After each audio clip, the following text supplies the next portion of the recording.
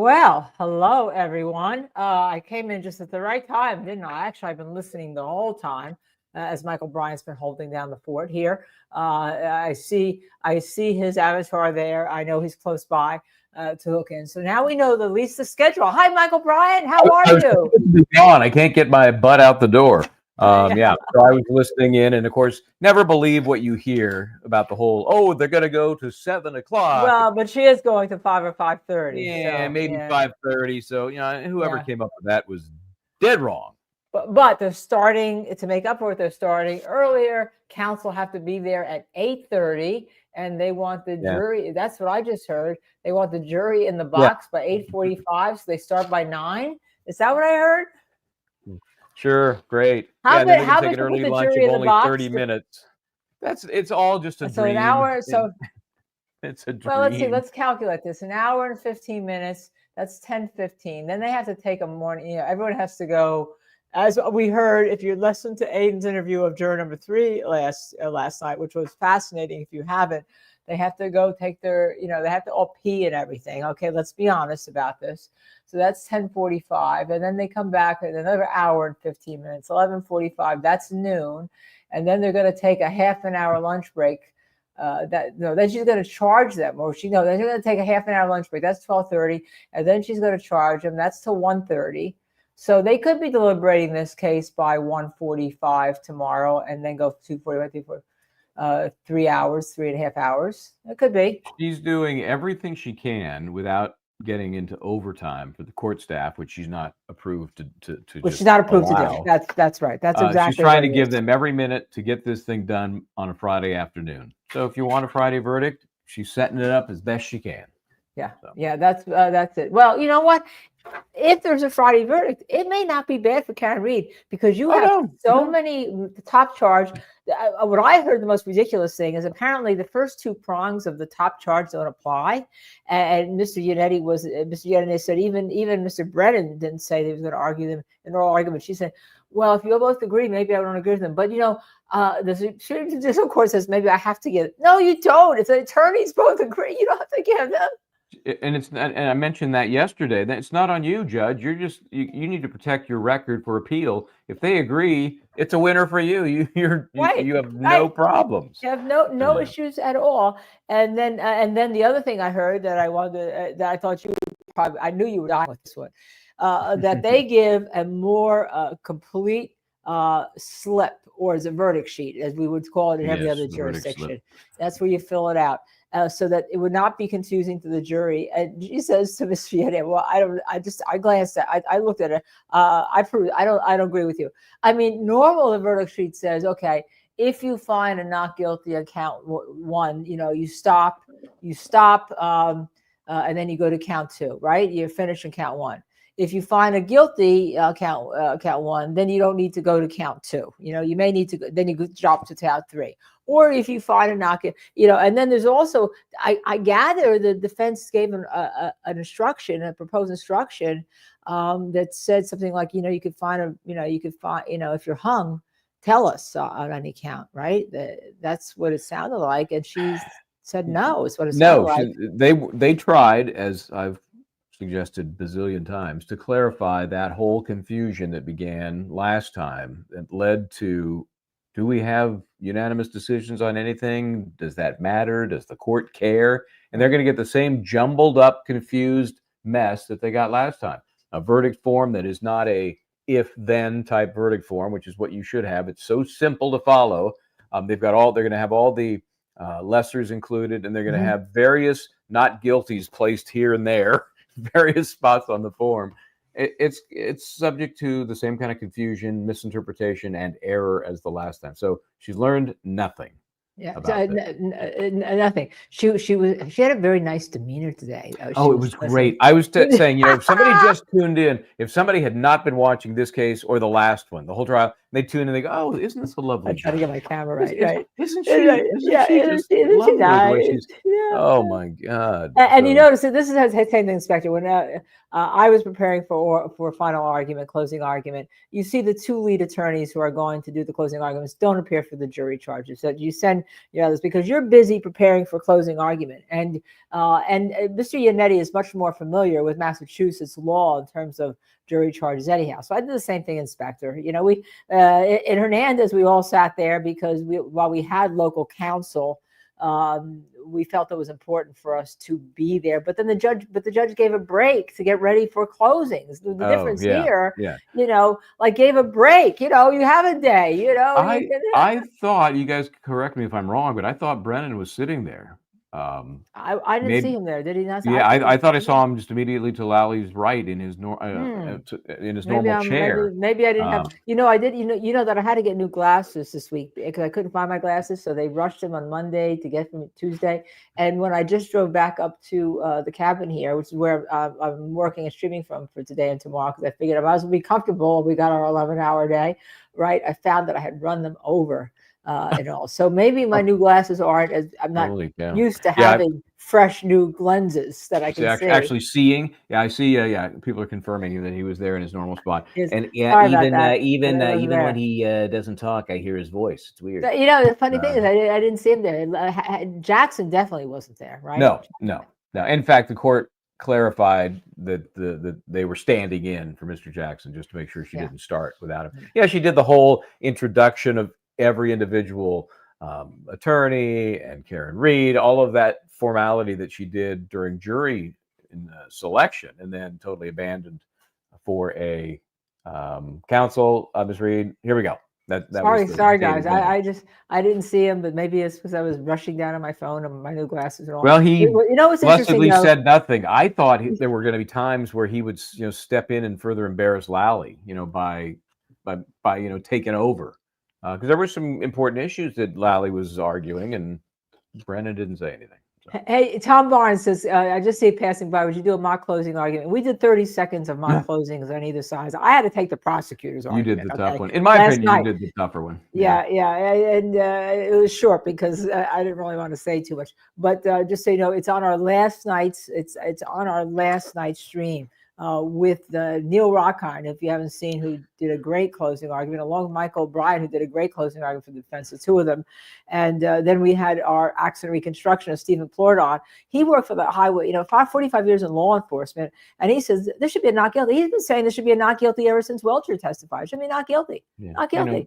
And he's independent. He's really independent. He really is. And some of his colleagues have been soundly, criticized in this case. So, he's not a fan of everything that's happened, but he's looking at the case as anybody should, common sense, weighing what they've seen and heard, and he says, not a chance in hell.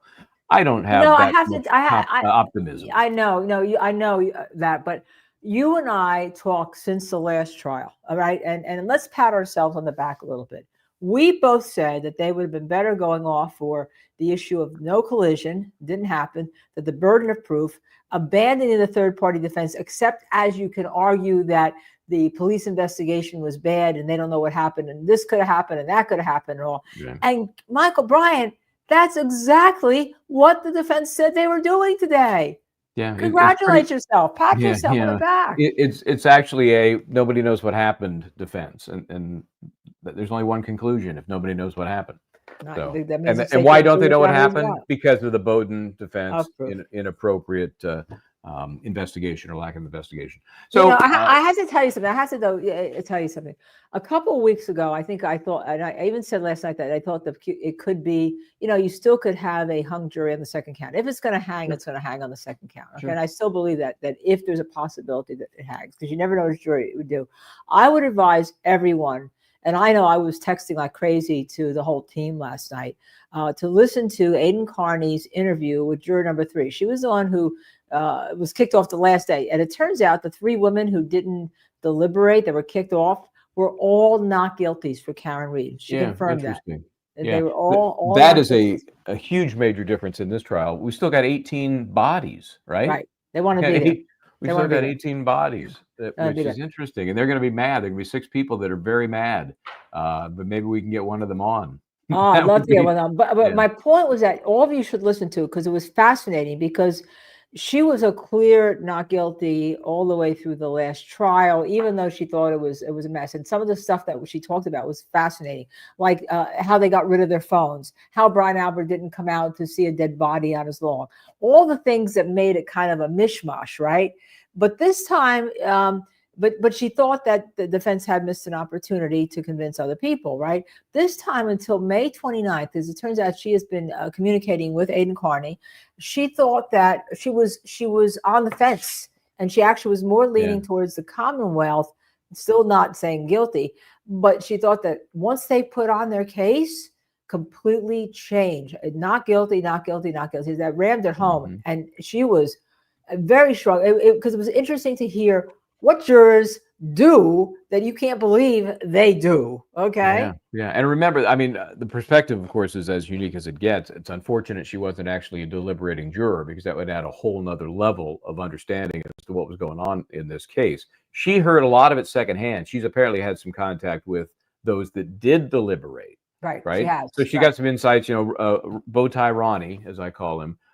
She doesn't think he's being truthful in some of his interviews about how he really was voting or feeling about voting. Right. So yeah, but it's fabulous to go listen to. She did say that she thought that she didn't know whether she could get them to not guilty, but she could have an effect of swaying some people. Blessed in Texas, thank you so much for that. Thank you so much. I got to go gas Michael's up. Trip. Yes, all of you have supported this week is all for Michael's trip coming up. Do you all think Welcher purposely shot his integrity for money? Otherwise, he's an idiot that founded a company that survived long enough to be bought out. I think he sold soul. Yeah, I think there was such a critical point when Rentschler testified about the fact he's a salaried employee, because nobody has ever heard of an expert that isn't, part of the cross exam is how much are you making and what did you charge? And, it's kind of lame, but we hear it all the time. But you don't hear, oh, I'm salaried, I don't really deal with the financials. And that comes on the heels of Welcher, who I don't recall that we got into specifics about how much he made. $435,000, but that didn't exclude his testimony and maybe other stuff. No, I mean, who knows what the final tab would be? That was one of the things I was hoping to get into if he dared to appear on rebuttal, but he did not, unfortunately. So, so that's a stark difference. The question is, did he sell out? He was hired. I believe he did the best job he could. He's just not very good at it, and he didn't have a lot to work with. And I think he gouged them. Well, also, I'm telling you, I thought he thinks that he could have been the star here, and he's got a lot. I think he's got problems. Let me tell you, because remember, ARCA wanted to go public, not ARCA. Aperture wanted to go public. Well, Welcher is a vice president was it operations, whatever, but he's a vice president. They wanted to go public. They withdrew. They decided not to in 2022. My feeling is maybe they knew that Karen Reed was coming up. This would be like a great advertisement to go public. Or maybe they saw through Welcher. Well, no, because here you got Shannon Burgess's issue. Do they both get fired? I mean, it's not past that he could get fired, that he could not be abused, because it was an embarrassment with those x-rays, and Brennan knew it. Of course. Yeah. I wanted to answer this question because I was surprised about this. Anika A. Linda, what about that prior bad acts instruction? Seems wrong to consider an argument between a couple of prior bad act. What do you think? Michael Brown, I thought it was absolutely wrong. Of course. Yeah. How many cases have we seen where prior bad acts being admitted when they don't match the pattern, signature, all of those issues you need to make them relevant and admissible have been ignored, and it comes in. Talk to Harvey Weinstein about that.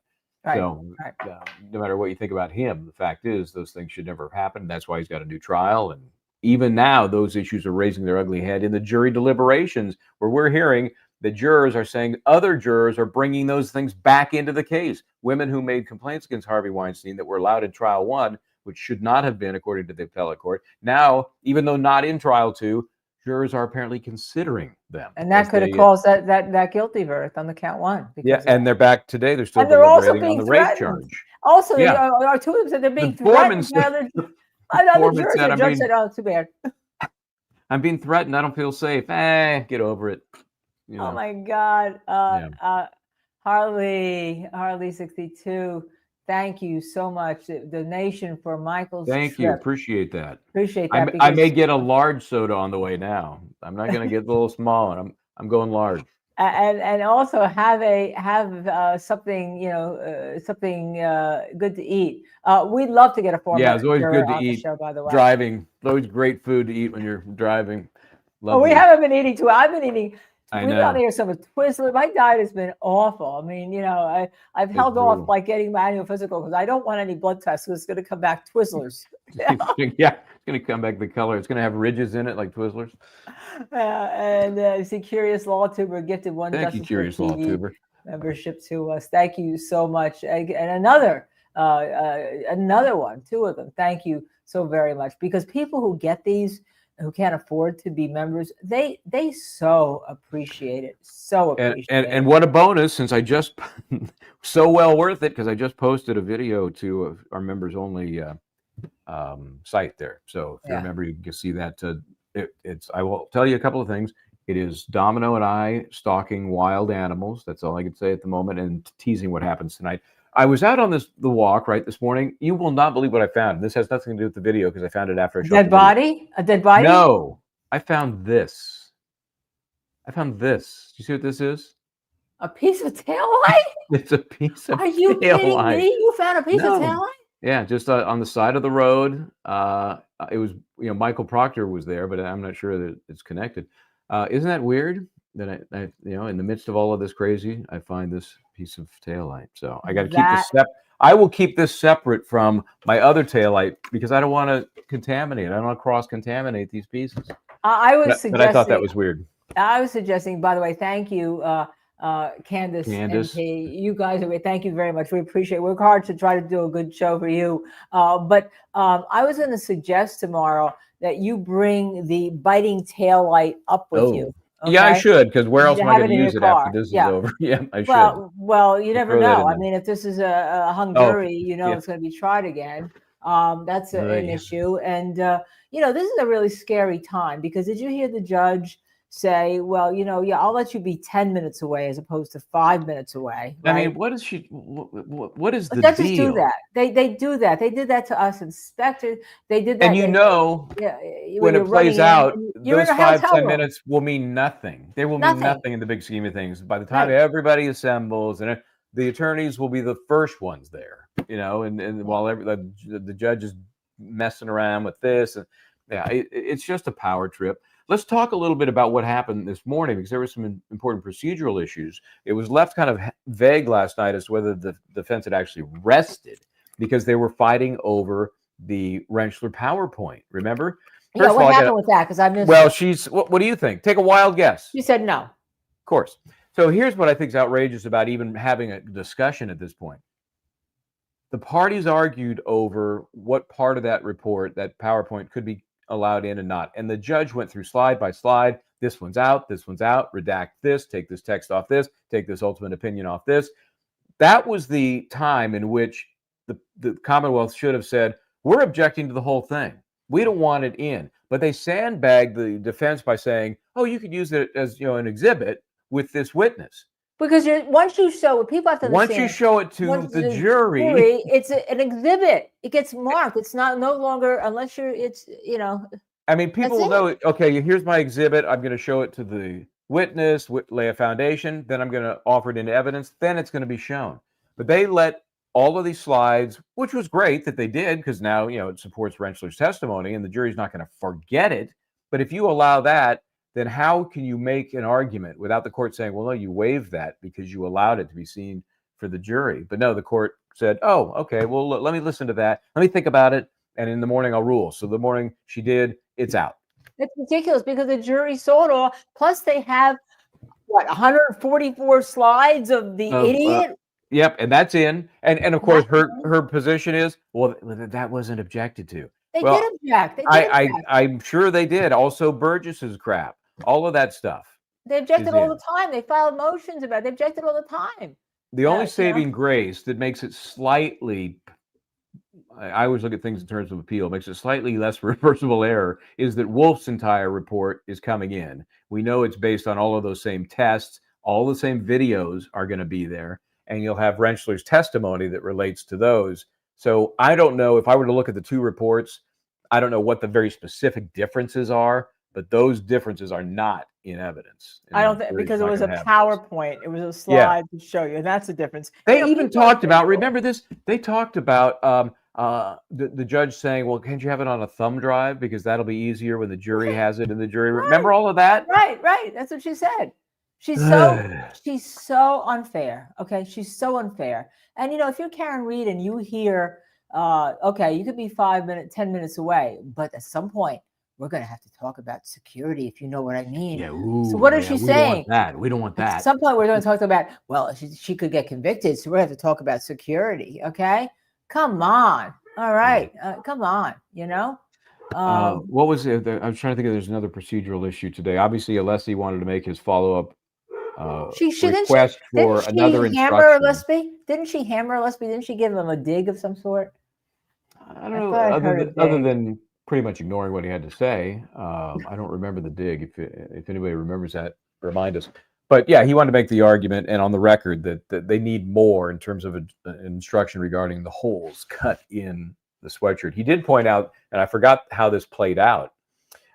When he said it, I remembered. So Brennan shows the sweatshirt to Dr. Rentschler. Isn't it? Did you consider these holes in the back about it? You know, and then Rentschler starts to say, "Well, they were cut," and then Brennan interrupts him and basically goes on to the next point of his cross-examination. So even Brennan is advised by the witness, just briefly, well, these were cut. Right. But Brennan doesn't let him either elaborate or agree with him and say, "Oh, you're right, my mistake," or something. He just lets it go. So obviously, I don't think she's going to give a supplemental instruction on that.